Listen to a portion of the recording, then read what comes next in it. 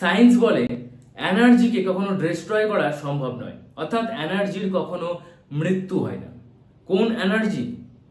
এই বিশ্ব ব্রহ্মাণ্ডের শুরু থেকে যে এনার্জি ছিল, যার জন্য এই বিশ্ব ব্রহ্মাণ্ড তৈরি হয়েছে, বর্তমানে বিশ্ব ব্রহ্মাণ্ডের সব কিছুর পিছনে প্রত্যেকটি কণায় কণায় প্রত্যেকটি বিষয়বস্তুর মধ্যে যে এনার্জি রয়েছে সেই এনার্জির কথা বলছি।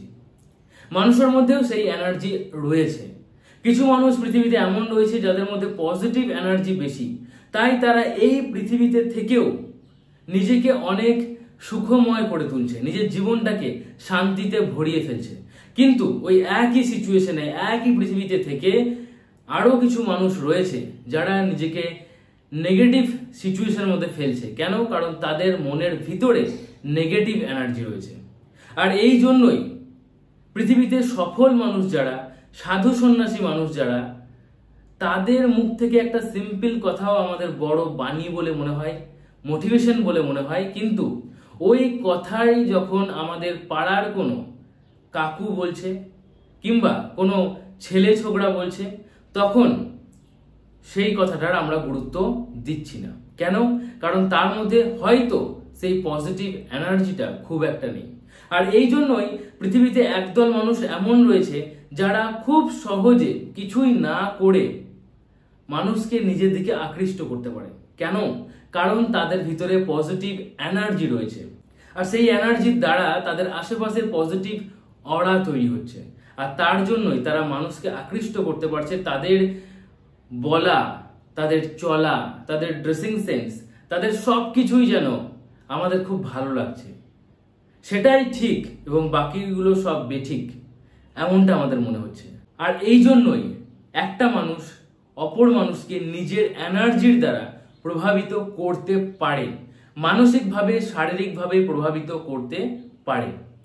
আপনি যদি কোনো একটা মানুষের সংস্পর্শে দীর্ঘদিন থাকেন, সেই মানুষটা যদি আপনাকে আগে হয়তো ভালোবাসতো, কেয়ার করতো, সম্মান করতো, কিন্তু এখন হয়তো সেই মানুষটা আপনার সাথে নেই, কিন্তু সেই মানুষটা যদি দূরে থাকে এবং দূরে থেকেও তার ভিতরে যদি কোনো রকম এনার্জি তৈরি হয়, তাহলে তার এনার্জির দ্বারা আপনি কিছুটা হলেও প্রভাবিত হতে পারেন।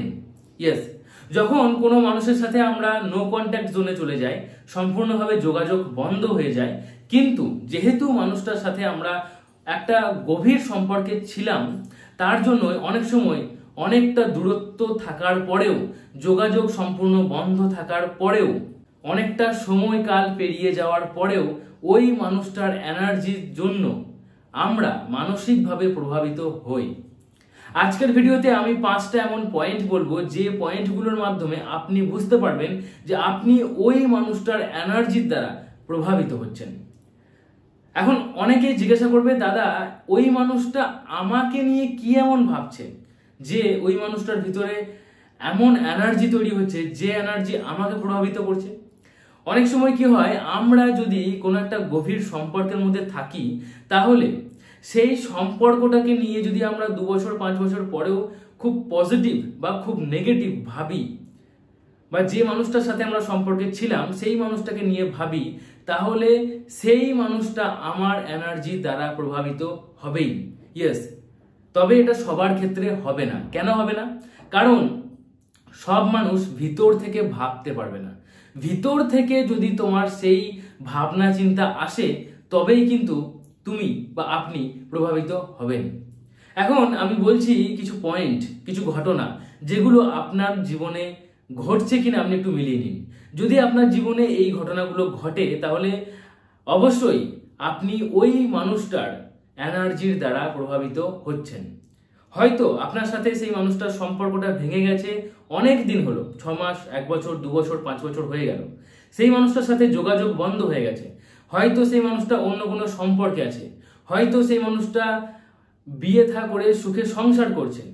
আপনি আপাত দৃষ্টিতে তেমনটাই দেখছেন বা জানেন, কিন্তু আপনি এটা জানেন না যে মানুষটা আপনাকে নিয়ে ভাবে, আর আপনাকে নিয়ে যখন ভাবে তখন তার মধ্যে সেই এনার্জি তৈরি হয়, আর সেই জন্যই সেই এনার্জি ইউনিভার্সের কাছে পৌঁছায়, আর ইউনিভার্স আপনিও যেন তার কথা ভাবতে বাধ্য হন, তার জন্যই তার সেই এনার্জি রিফ্লেক্ট করে আপনার কাছে পৌঁছে দেয়। তাহলে একটু মিলিয়ে নিন আপনার জীবনে এই ঘটনাগুলো ঘটছে কিনা। যদি ঘটে তাহলে বুঝবেন আপনি আপনার এক্সের দ্বারা, এক্স মানে শুধুমাত্র এখানে আমি বয়ফ্রেন্ড বা গার্লফ্রেন্ডের কথা বলছি তেমন নয়, আপনার সাথে হতে পারে মানুষটার খুব ভালো সম্পর্ক ছিল বন্ধুত্বের, কিংবা আত্মীয় স্বজন, কিংবা পাড়া প্রতিবেশী, কিংবা হতে পারে হাজব্যান্ড ওয়াইফের। যেমনই হোক না কেন, আপনি যদি তার সাথে কোনো একটা গভীর সম্পর্কে ছিলেন তাহলেই আপনি তার এনার্জির দ্বারা পরে প্রভাবিত হতে পারেন। প্রথমত মিলিয়ে নিন যে আপনার জীবনে কি এমন ঘটছে যে মাঝে মাঝেই আপনি হয়তো খুব বিজি রয়েছেন, আপনি হয়তো আপনার পরিবার, হবি, আপনার কেরিয়ার, আপনার স্টাডি লাইফ নিয়ে খুব ব্যস্ত, বন্ধু বান্ধব নিয়ে খুব ব্যস্ত, কিন্তু মাঝে মাঝে আপনার সবকিছু থাকার পরেও কোনো টেনশন নেই আপনার জীবন নিয়ে তেমন ভাবে, তবুও আপনার একা থাকতে ইচ্ছা করছে, মনে হচ্ছে না ভালো লাগছে না, খুব বিরক্ত লাগছে, কেউ ডাকলেও আপনার যেতে ইচ্ছা করছে না। আপনার 4টে বন্ধু আমাকে ডাকতে এসছে, আপনার এখন সময় আছে, কাজও নেই, বন্ধু বান্ধব হয়তো আপনাকে গাড়ি করে নিয়েও যাবে, সেখানে গিয়ে আপনি আড্ডা মারবেন, হাসি ঠাট্টা করবেন, আপনার ভালো লাগবে, কিন্তু তবুও আপনার ভালো লাগছে না সেখানে যেতে। কেন? কারণ আপনি একা থাকতে চাইছেন। এখন একা থাকতে চাইছেন কেন? কারণ আপনি জানেন না, কারণটা আপনার ঠিক মনে হচ্ছে না যে কি কারণে একা থাকতে চাইছে, ঠিক কারণটাকে আইডেন্টিফাই করতে পারছেন না।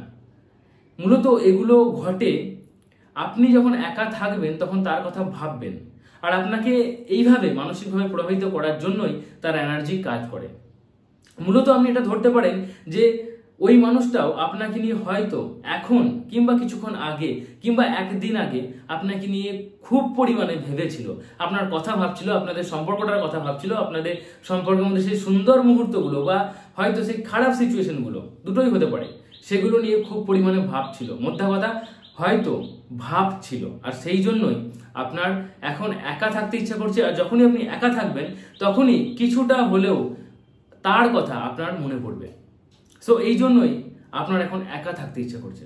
হ্যাঁ, হতেই পারে যে এগুলো যদি আপনার জীবনে একবার দুবার ঘটে তাহলে এগুলো কাকতালীয়, কিন্তু যদি একাধিকবার আপনার জীবনে ঘটছে, বারবার আপনার জীবনে ঘটছে, আপনার প্রায় সময় এমন ফিল হচ্ছে যে আমি একা থাকবো, এবং একা থাকলে কিন্তু তার কথাই মনে পড়ছে, তাহলে বুঝতে হবে এর পিছনে কারণ রয়েছে, তার এনার্জি আপনাকে মানসিকভাবে প্রভাবিত করছে। সেকেন্ড, যদি প্রায় সময় এমন হচ্ছে যে আপনি খুবই বিরক্ত হয়ে যাচ্ছেন, অস্থির লাগছে আপনার, কিন্তু বিরক্তর পিছনে কারণটা কি, অস্থিরতার পিছনে কারণটা কি আপনি খুঁজে পাচ্ছেন না। আপনার মনে হচ্ছে না আমি প্রচন্ড পরিমাণে বিরক্তি বোধ করছি, আমার কিচ্ছু ভালো লাগছে না, কোনো কিছু একটা যেন ভেঙে দিই, কোনো কিছু একটা ছিঁড়ে দিই, হ্যাঁ, কোনো একটা জিনিস যেন ছুঁড়ে ফেলে দিই, খুব বোর লাগছে। প্রায় সময় এমন ঘটছে, এবং যখন ঘটছে তখন হয়তো আপনি চুপচাপ কোনো একটা জায়গায় বসছেন, কিংবা আপনি খুব অস্থিরভাবে এদিক ওদিক করছেন, এবং কারণটা কি সেটা খোঁজার চেষ্টা করছেন কিন্তু খুঁজে পাচ্ছেন না। কিন্তু মাঝে মাঝেই তার কথা মনে পড়ে যাচ্ছে। হতেই পারে যে আপনাদের ব্রেকআপ হয়ে গেছে, আপনাদের বন্ধুত্বের সম্পর্ক নষ্ট হয়ে গেছে, অনেক দিন হয়ে গেছে, কিন্তু আপনার মাঝে মাঝে অস্থিরতা ফিল হয়, বিরক্তি লাগে, এবং কিছুক্ষণ পর সেই বিরক্তি লাগা সময়কালীন আপনার তার কথা মনে পড়ে। তাহলে বুঝতে হবে যে ওই মানুষটাও আপনাকে নিয়ে বিরক্তি বোধ করছে, মানে আপনার কথাগুলো তার ব্রেনের মধ্যে ঘোরপাক খাচ্ছে হুট করে, সেও আটকাতে পারছে না তার ভাবনা চিন্তাকে, এবং সেও খুব অস্থির হচ্ছে, ভিতর থেকে অস্থির হচ্ছে, বিরক্ত বোধ করছে, এবং সেই জন্যই মাঝে মাঝে এই এনার্জি আপনার কাছেও আসছে। এই বিষয়ে যেহেতু আমি অনেক ভিডিও বানিয়েছি, তাই এই ধরনের কমেন্ট আমি প্রচুর পেয়েছি। অনেক মানুষের জীবনে এই ধরনের ঘটনা ঘটে, প্রতিনিয়ত ঘটে চলছে। আমাকে ফেসবুকে প্রচুর মানুষ মেসেজ করে এই কথাগুলো বলে যে তারা এই ধরনের পরিস্থিতির শিকার হয়েছে। কি করতে হবে সেই বিষয়েও আমি ভিডিও শেষে বলছি, তবে আরো কিছু ঘটনা মিলিয়ে নিন। ধরুন আপনি রাস্তাঘাটে কিংবা আশেপাশের মধ্যে প্রায় সময় তাকে দেখতে পাচ্ছেন, কিন্তু মানুষটা সেটা নয়, অন্য কোনো মানুষকে সাইড থেকে দেখে, পিছন থেকে দেখে, শুধুমাত্র মাথাটা দেখে, হাতটা দেখে, পাটা দেখে, কোনো একটা শরীরের জায়গা দেখে আপনার মনে হচ্ছে যে ওই মানুষটাই, কিন্তু অ্যাকচুয়ালি আপনি যখন খুঁটিয়ে দেখছেন তখন দেখছেন নয়। এগুলো মাঝে মাঝে হয়, যেহেতু আমরা মানুষকে নিয়ে চিন্তা করি, যেহেতু অনেক মানুষের সাথে অনেক মানুষের মিল থাকতে পারে হাতে পায়ে মুখের, তাই আমাদের জীবনে এগুলো একবার দুবার ঘটতেই পারে। কিন্তু আমি একবার দুবার ঘটার কথা এখানে বলছি না, আমি বলছি সেই মানুষগুলোর কথা যে মানুষগুলো প্রতিনিয়ত এই ধরনের পরিস্থিতির শিকার হচ্ছে। অনেক মানুষ এমন রয়েছে যারা প্রায় সময় এই বিষয়গুলো দেখছে, প্রায় সময় মনে হচ্ছে আমি যেন তাকে দেখছি, কিন্তু তাকে নয়, সে নয়, সেখানে নেই সে। তাহলে বুঝতে হবে যে আপনি ওই মানুষটার এনার্জির দ্বারা প্রভাবিত হচ্ছেন। ওই মানুষটা যেহেতু আপনার কথা ভাবতে বাধ্য হচ্ছে, তাই ইউনিভার্সও ওই মানুষটার কথা আপনাকে ভাবাচ্ছে। তো এই 3টে পয়েন্টের মধ্যে অ্যাটলিস্ট কতগুলো আপনার সাথে ঘটে নিচে কমেন্টে জানান।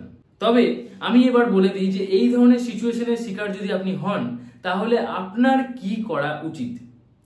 দেখুন, প্রথমত আপনাকে আপনার দিকটা প্রথমে একটু খুঁটিয়ে দেখা উচিত যে আপনি কোনো সম্পর্কে আছেন কিনা, আপনি বৈবাহিক জীবনে আছেন কিনা।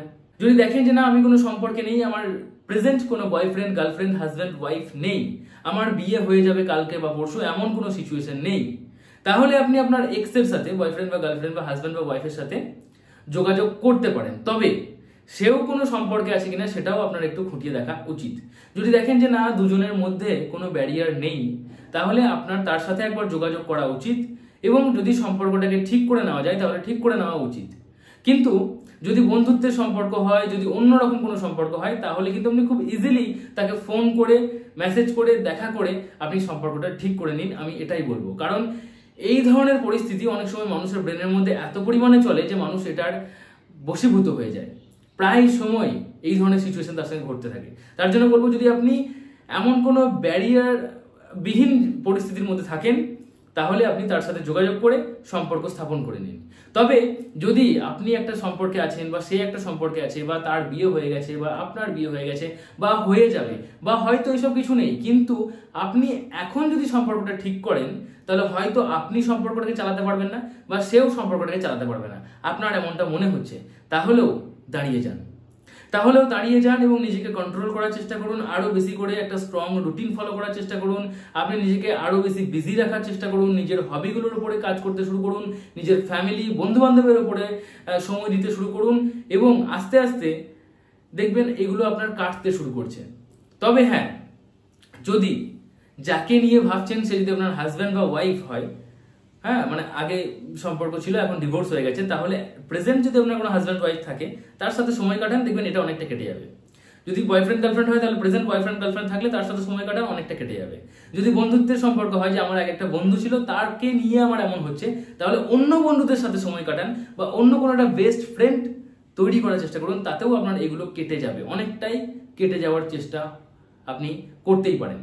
চেষ্টা করুন, কেটে যাবে। তবে হ্যাঁ, একটা বিষয় মাথায় রাখতে হবে যে এই মানুষটা, যে মানুষটার জন্য আপনি প্রভাবিত হচ্ছেন, সেই মানুষটাও যখন আপনাকে আপনার দিক থেকে কোনো রকম সিগন্যাল পাবে না, তখন এই মানুষটাও আস্তে আস্তে সেই বিষয়গুলো নিয়ে ভাবা বন্ধ করবে। তখন দেখবেন তার দিক থেকেও এনার্জি কম আসছে এবং আপনি কম প্রভাবিত হচ্ছেন। বুঝে গেল? তো এইভাবে আপনি নিজেকে কন্ট্রোল করতে পারেন। তবে ব্যারিয়ার না থাকলে আমি বলবো সম্পর্কটা যদি আরো একবার ঠিক করা যায়, তাহলে ঠিক করে নিতে। সো শেষ ডিসিশনটা কিন্তু আপনাকেই নিতে হবে। তবে এই 3টে ঘটনার মধ্যে যদি আপনার সাথে প্রায় কিছু ঘটে থাকে, তাহলে নিচে কমেন্টে জানান। 3টে ঘটনার মধ্যে আপনার মধ্যে কতগুলো ঘটে নিচে টিক মার্কের মাধ্যমে জানান। অন্য কিছু যদি ঘটে আপনার জীবনে, তাহলে সেটাও নিচে আপনি কমেন্ট করতে পারেন, সেখান থেকেও কিছু মানুষ জানবে এবং আমিও জানতে পারবো। আশা করি ভিডিওটা ভালো লেগেছে। ভিডিওটা ভালো লাগলে অবশ্যই লাইক করুন।